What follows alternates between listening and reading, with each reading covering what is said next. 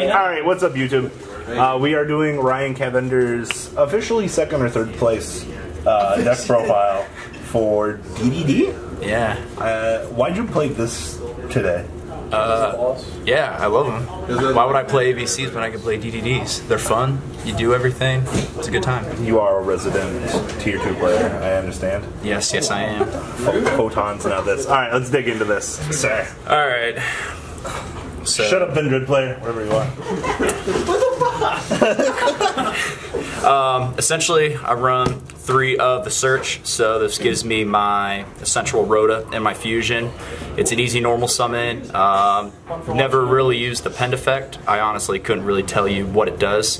It's also at least he's honest. I also run it for the 1-for-1 because it's a normal or special ability, and so if I have the 1-for-1 and not a dark contract, I can search for it with the 7. Probably the most important card of the deck is the slime, because the slime gives you the fusion from your hand to go into the Genghis. You've been Omega'd how many times today? 1 game by Skylar. Just 1 game. And you hit the slime. So, yeah, but I got through yours, so it doesn't matter. Skylar I couldn't play. In game 3, bud. The other biggie, what also is good about slime is I can banish it from the grave to give me a bigger guy from my hand, and then the bigger guy effects goes off, and then I get a bunch of summons, which is super cool. The other one of 3 is Lamia. It's essentially your tuner of the deck. You can either get rid of 1 DDD or Dark Contract from your hand or field to special it.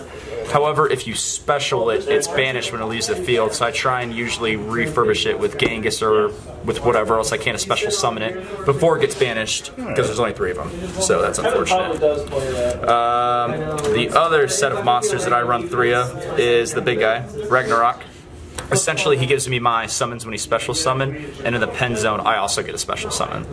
So, big guys let you get me from grave here. Do you ever set up your pendulum scales to pendulum? I never penned ever, because I think they're all 3, 4s, and 5s, so they do me 0 help.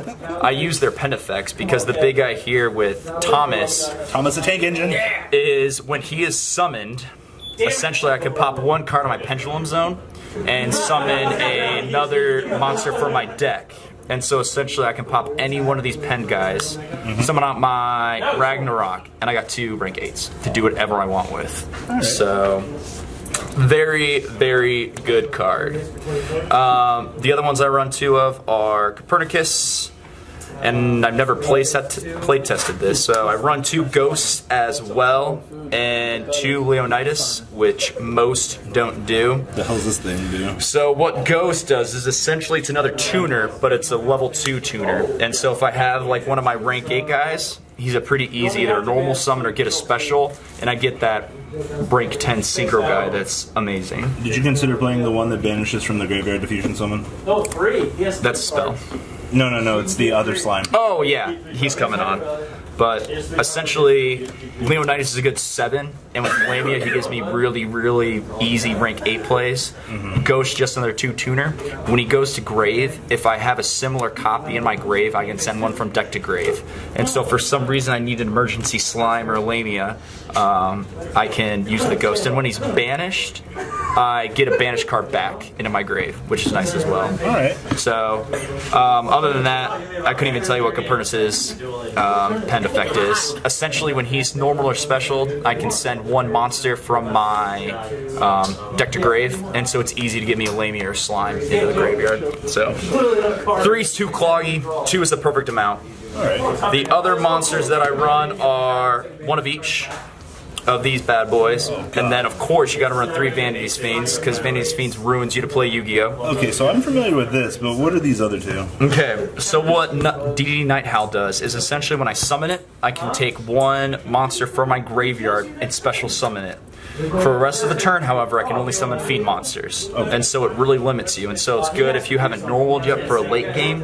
What he's good for is I can get the Leonidas, which is a 7, and I get my Synchro, that's my level 10, or whatever plagues I got names from. They're mainly all 8s, so however I need it. And then Orthros. Yes, so his pen effect is probably the only one that I really care about, him and Ragnarok, because when he's in the pen zone, if I get in trouble taking the 1000 for all my Dark Contract cards, I can use his effect. I pop a Dark Contract and any other spell and trap on the field.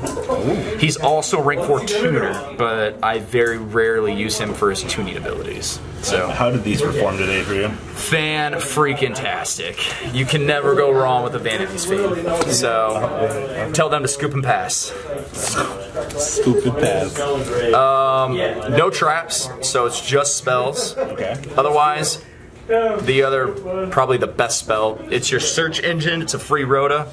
Standby, take 1,000. And it comes off of this guy. Yep, I can take it off of that guy, and I can search any of my DDD monsters. I've run 3 of those, and of the corresponding, I only run 2 of the fusion guy. Essentially, you go through cards so fast. This is more important than this to me, and you have both slimes, from hand and from grave.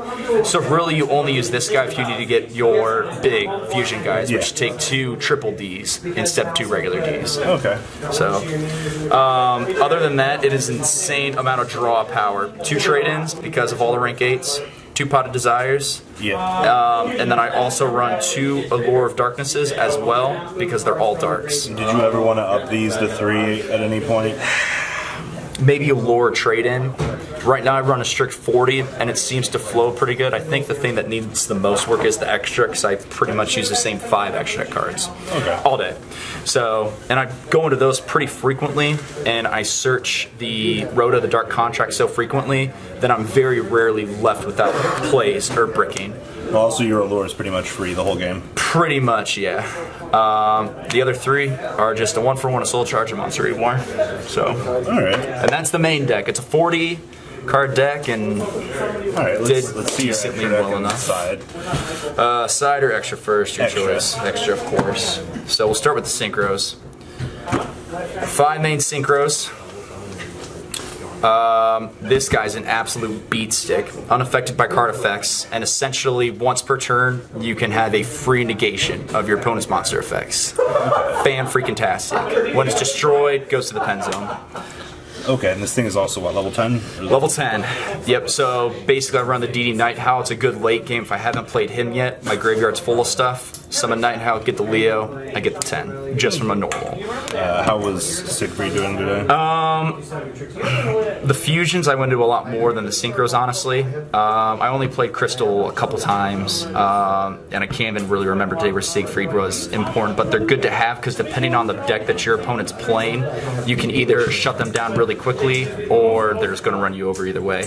And essentially what you need Gust King for is you get your Genghis, you special summon another monster, you get the Lamia in your grave, you get your 7, you use Lamia's ability or another DDD to special summon it, and that gives you your crystal. I tried putting this guy in here because a free Regeki Dragon is always great.